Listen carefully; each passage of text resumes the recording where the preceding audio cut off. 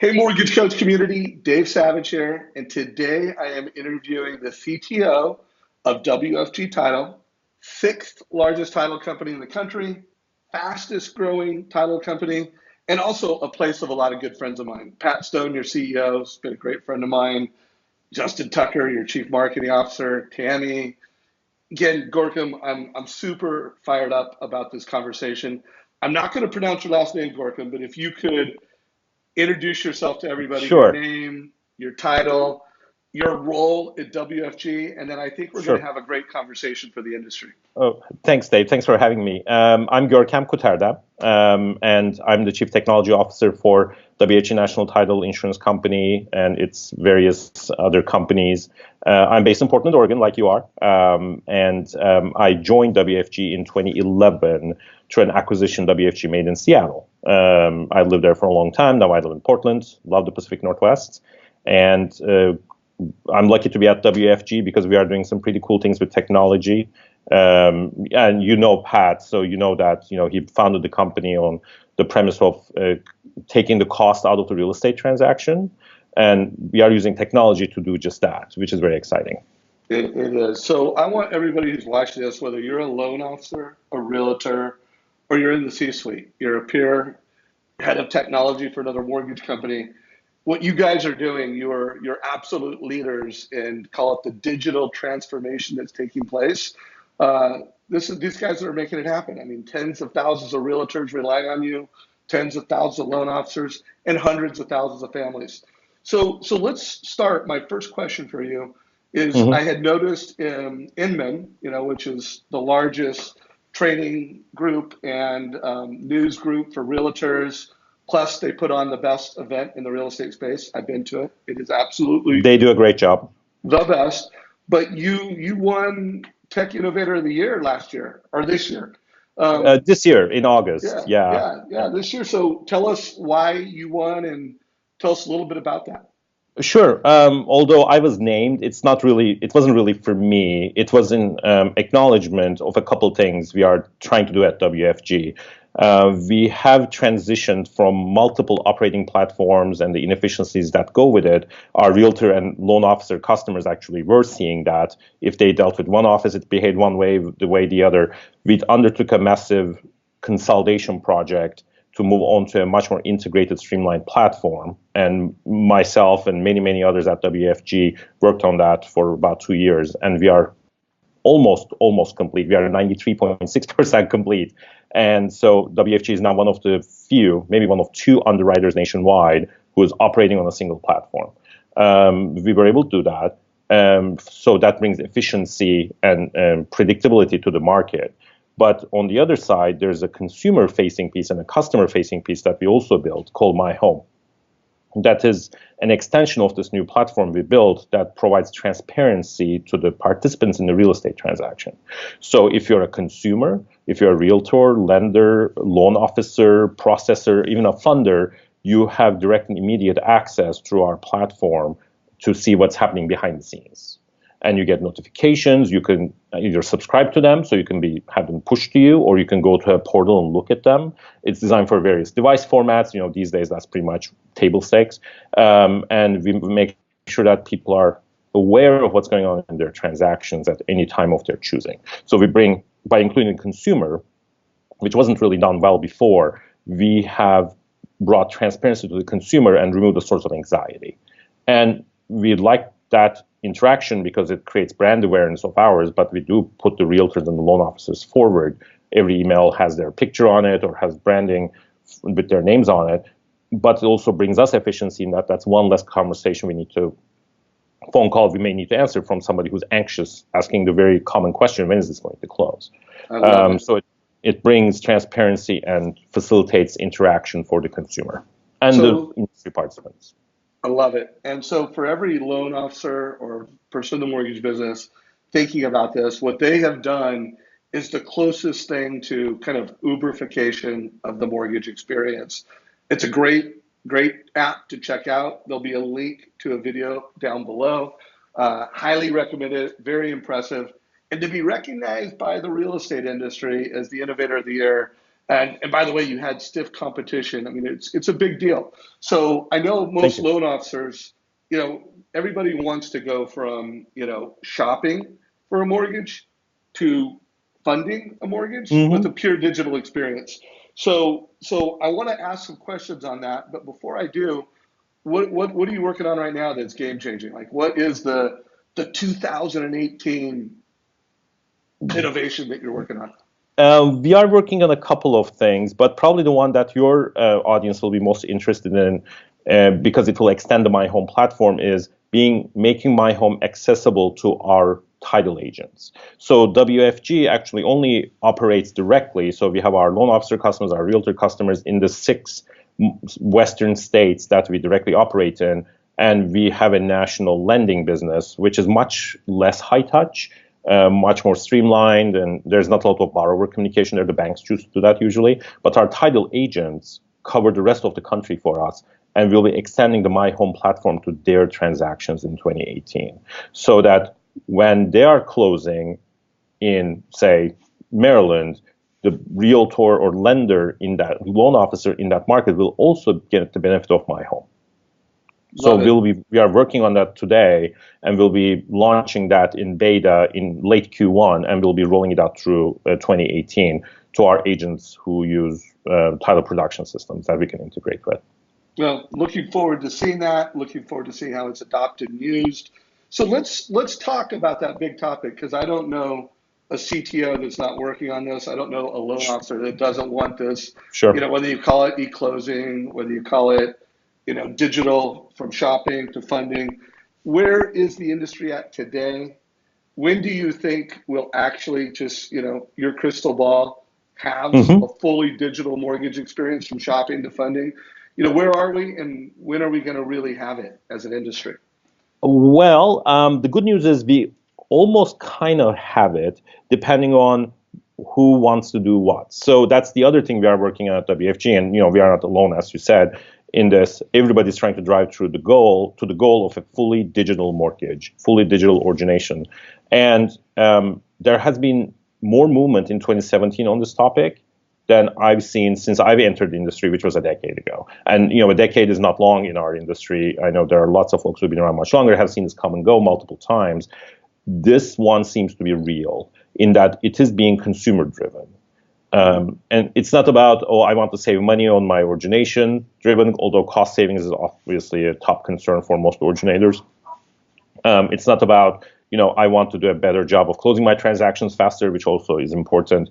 But the real drive is customer convenience. And it's not just the millennials. I know everybody's saying, the millennials, they want everything electronic and apps. That may not be true, but it is not just them. Because the most time consuming part from a consumer's perspective of the closing or the whole origination cycle is probably upfront when they're applying and trying to produce all this documentation to verify their assets, income, employment. Getting an appraisal now takes a long time too. In the Pacific Northwest, Portland and Seattle are 2 markets where appraisal timelines are just insanely long. Well, the GSEs, Fannie and Freddie, have programs, especially Fannie, with day one certainty. They are removing some of these requirements up front. I think in August, Fannie just announced that now you can get appraisal waiver or property inspection waiver, they call it, even on purchases now. So Right. it is obviously they are driving the whole process to be more automated, much less burdensome up front. So the consumers will be hopefully liberated from some of that burden up front. And the next burden comes when we have to schedule them for a signing. Today, that happens on every transaction. We send out notaries. They have to show up at a coffee house. We send people to their homes. They come in. For some people, that's a signal occasion for them, and they want to celebrate that in person, and that's great. But for many people, the convenience of being able to sign from wherever they are without having to log around 150 pages of documents to look at and then save them for posterity is a very big thing. The cost savings are there, especially when people are using an e-note, an electronic note. Loan officers, based on an industry study that was shared about a month ago, can save about $130 on a loan. The title companies save a little bit too, about $30, but the real savings happen with the e-note. But without that, even there's a whole spectrum of digital closings one can do. So Where we are where going, where are Go we ahead. right now? How many digital closings do you guesstimate are happening this year? How many Um, do you guesstimate next year? Depends on what you mean by a digital closing. So today, so far, excluding a few well-published events in the remote notary space, digital closings are happening today. But there are different ways of them being done. There's what's called the hybrid model, which is probably the easiest model for people to think about. You sit with a notary at an office, coffee house, but instead of signing on paper, you are signing on a computer or a pad or something like that. We actually did those ourselves with partners in 2010, 2011, 2012. That's a well-known model, easy for lenders to understand, easy for purchasers of those securities to understand, and that works. Going to a full digital where the note is electronic is happening now too. There are some customers of ours who use e-notes. It is gaining more traction. It hasn't gained very fast traction until this point. I think one industry study put it at 10% or less of all mortgages were e, but they're still happening. I see it in 2018, they are picking up, but not just by themselves, but with the combination of remote e-notary. Right. That's similar to what we are doing now on Skype. We have a video conversation, but with some borrower authentication features, digital document signing experience, e-note experience, tamper evidence sealing of the documents. There's a whole technology stack that everybody is very excited about. We are waiting for the legal landscape to catch up. When When when that, do, when do you Go ahead. think 50% or more Oh of boy. transactions will be done as an e-close? Ooh. Crystal ball. As a fully digital remote e-notary close where nothing has ever been rendered to paper and the notary is not there with you will probably be a small percent. In 2019, I would expect maybe 20% or less. But a full e-closing with an in-person notary will probably be 60% or thereabouts of the That's marketplace. Just that's a because massive shift. I mean, that's a I, massive I shift. mean, I'm biased, right? I Yeah. have a bias towards Yeah. technology. I like it quite a bit, and that's where I maybe that's an optimistic projection, but the economics are there, the interest is there. Not doing it will make people look, how to put this, not sophisticated. So people will want to get there, and everybody's talking about the Quicken Loans Rocket Mortgage. The app apply, get approved in 2 seconds. When people get used to that, the next step being, oh, we need to go to a coffee house and I need to spend 2 hours with you, is not going to play really well. There will Yeah. still be occurrences. Our business, the closing business, is very tied to the legal environment, and every state is different. There are 51 jurisdictions in the United States, including DC. They all have different laws. Some are similar, some are not. So the adoption will be gradual. It will not be just a bomb goes off. But I think we'll see broad adoption. I would say 60% by probably end of 2019 will include some form of e-closing. I love it. Well, you're seeing, I mean, obviously everybody's chasing the rocket, and you've seen an explosion of Sure. lenders, putting that digital front end for the app. I mean, here at Mortgage Coach, we're all about, the digital front end of mortgage options through our Right. total Your cost edge product, for analysis. example, right? Yeah. Trying to Yeah. give people So, options. and I think it's interesting because, while we have 34% of the top 1% that use us, and we've got 24% of the top 100 lenders as clients, it's still, I think we're past innovator. It's becoming commonplace that you put Hmm. that digital front end and then the digital back end. And so everybody, my takeaway from this is massive change will have happened by 2020, but 2019 is a really big year. And I think your takeaway should be if you're a loan officer, um, you have to upgrade yourself. You have to upgrade your personal habits around technology because it's coming, and it's not just the industry driving it. To Gorkem's point, big takeaway. All of this is being driven by the consumer. The consumer, it has the MLS in their back pocket or purse. The consumer is using their mobile device not just to buy homes, to have entertainment around homes, to dream. So we got to get there. Well, And I mean, for your loan officers, the back end is where we come in, right? We help facilitate the closing, and digital signing is important. Finding the right investor to buy those securities is important. Reps and warrants, the servicing, those are all considerations for their compliance and back office. But for the front end, just using e-signing technologies for the app can bring great efficiency up front. And we're seeing a lot of that. What percentage do you think have an e-signing for disclosures in the front end? Any guesses on that? In the Pacific Northwest or the West Coast, I think we are probably at 50 to 60% of apps digitally somehow executed, or consent being granted, or e-signing consent. Especially, well, if it's a purchase transaction, they're already usually on some type of e-signing platform in the big MLSs here and down in California. And up in Seattle, they all use some version of e-signing technology. So people are comfortable with that for their real estate contract. But that is at really discretion of the MLS and the brokerage. And there's usually one of them per market. So they can make a decision and they can say, this is a solution you'll use, and it's much easier to get adoption.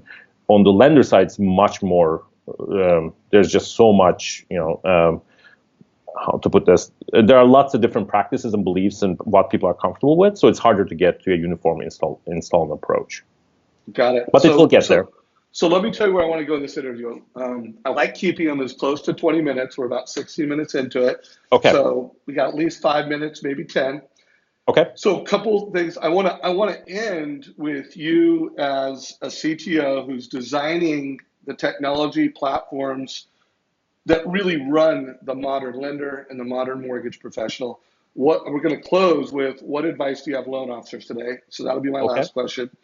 But right now, when it comes to technology in our news feeds, we're seeing artificial intelligence and how that's driving the mortgage space and the real estate space. All the algorithmic buyers. We're seeing blockchain. I don't think most loan officers even know what blockchain means. I'll let you kind of cover those, whether you want to talk about blockchain before artificial intelligence or vice versa. But we're having a nerd talk here, tech talk. Yeah. Let's I'm a nerd. Which one do you want to talk about first, blockchain or artificial intelligence? Let's talk blockchain, because I'm sure that's probably what your audience is kind of hearing about, but they may not know what it is, and everybody's hearing about Bitcoin these days. And Bitcoin is not blockchain, and blockchain is not Bitcoin. So that's probably important for people to understand. There have been some Bitcoin-based real estate transactions already. However, they were never really closed on Bitcoin. So that's something for people to think about. Do you really want to use Bitcoin for your transactions? If a borrower shows up and says, I want to use Bitcoin, what do? You have Bitcoin buyers and all that jazz. That's still a very, very emerging space. Blockchain, though, I think it is not all hype and nothing to show. It's not all hat and no cattle. It is going to get there. It has very interesting advantages over what we do today. The clear example that everybody's talking about, there's actually a pilot happening, that at least one I'm aware of in Cook County in Illinois, for land records. Trying to make sure that land records because they are public by design, they need to be completely immutable. We need to know they were correctly entered, and blockchain has all those as functions built in. But the real exciting thing that is happening more within incubators and pilot programs that banks are running right now, and I'm sure non-banks are too, on how you can get to a place where, right now they are doing derivative settlements and contract settlement type work, but you can see in the real estate settlement space, there's a great affinity between blockchain and what we do today on paper, email, and whatever else we are doing. It will be probably one of the unless something else supplants it, which is always possible, there could be a disruptor. Blockchain will probably be the platform of choice for a lot of these settlement type transactions in 10 years. The public block, it could be faster, but in 10 years, I think that will be the de facto standard. The public blockchain that most people hear about Bitcoin, is extremely energy inefficient. It uses a lot of energy because it uses a consensus algorithm called proof of work, where you have to mine and do stuff like that. That will not work in the real estate settlement space. You can't wait for a day for your transaction to be recorded. But there's a lot of interest in private blockchains where this type of stuff does not matter because the parties trust each other intrinsically. I know the bank knows me, we have contracts. I think they will take off. What people see as the public blockchain will hopefully also go somewhere, but that's not really my direct interest. The private or semi-private, semi-public blockchain implementations are, I think, where we will be going next. Yeah. So I interviewed a futurist by the name of Steve Brown. He was the chief futurist for Intel. By the way, do you know Steve? He's a local I do Northwest not know guy. him, no. Okay. And I interviewed him, I don't know, a couple months ago. I'm going to put a link to it below. But, that whole interview was like, it wasn't just like mortgage industry. It's like what's happening in the future. And he talked about blockchain. So link to that interview down below. Take away from that for if you're a mortgage professional, it's like blockchain is not going to change your job next year or the next year. It's something that's coming. But I think what everybody needs to realize is that blockchain will change the mortgage industry. The digital mortgage, it's, I don't want to give Quicken the credit when they shot the rocket mortgage that the gun went in the air. But let's face it, Super Bowl ad, it really did create a lot of buzz, not just in the mortgage industry, with consumers. So I think that if you're a loan officer, you really have to think about your mortgage practice, and you really need to, it's this year, get it going, use your database. Your biggest advantage, and Steve said this, is your ability to connect with people, your humanity, and using technology to amplify that humanity. And the most successful realtors, the most successful loan officers are going to be those loan officers, they call it the man-machine relationship, that leverage technology the most effectively. And they use technology to amplify their humanity. That means video, that means social, that means using Mortgage Coach, that means going to school. If WFG is your title company, knowing how to use their technology appropriately is just a massive advantage. And the loan officer that does that is going to win. So let's hit artificial intelligence, because that's in our Sure. news feeds, and how much is that influencing and impacting our job today? And then I want to make sure when you answer this, because I think the biggest concern most individual loan officers have, it's, because it's this whole concept of customer for life. I do a really good job of taking the loan, delivering value, keeping my promises, wowing them with advice, doing an annual review. I want to get the next loan. I want to refinance that loan. I want to do their next purchase. Kind of speak to technology, to artificial intelligence, and the impact it will have next year. So, artificial intelligence is already having an impact today. For example, at WFG, we use it for certain document processing functions because our business is extremely document intensive. The origination workflow is extremely document intensive. You can use natural language understanding today to help with a lot of that type of work. In the realtor space, the algorithmic buyers, I think at Inman they were called iBuyers. This is your Zillow, Instant Offers, and Open Door type of folks.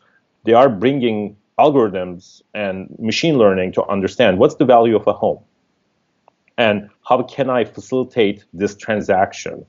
It can be frightening to know that on the other side of the transaction is a computer. Because the biggest problem with artificial intelligence, and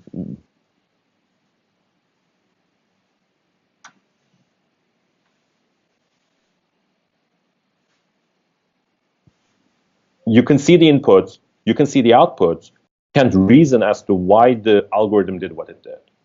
In the humanity, as you mentioned, that you have to amplify humanity with technology, and technology obscures how it works from the humanity. It becomes very difficult for people to trust.